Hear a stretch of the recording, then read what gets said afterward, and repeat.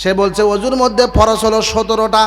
এই যে দেখেন, জিজ্ঞেস করা হলো, সামনাসামনি প্রমাণ দিয়ে বলছি বাবা অজুর মধ্যে ফরজ কয়টা? 17টায়। জিজ্ঞেস করাতে উত্তরে আসলে এটা বলা হলো, বলো তো কি কি কি? বলছে হাত ধোয়া, মাথা ধোয়া, কান ধোয়া, পা ধোয়া, চুল ধোয়া। বলতে বলতে 19টা বলে ফেলেছে। তো বলছে আপনি বললেন 17টা, এখন বলছেন 19টা। কয় আরও জানি, বলি না আপনাদের ভয়েতে। দেখছেন? হ্যাঁ বলে আরও, বলে জানে। বাবারা আমার, ও মায়েরা বোনেরা, ইসলাম আপনাকে জানতে হবে, তদনুযায়ী জীবনে আমল করতে হবে। তবে 1 নাম্বার যে আমল বললাম, এইটা হলো অজুটা সঠিকভাবে করতে হবে।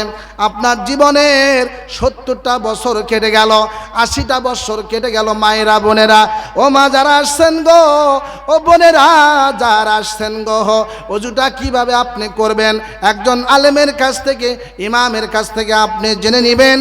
সঠিকভাবে আপনি অজু করবেন। অজু করলে আপনার জীবনের সমস্ত গুনাহ ঝরে মাটিতে পড়ে যাবে।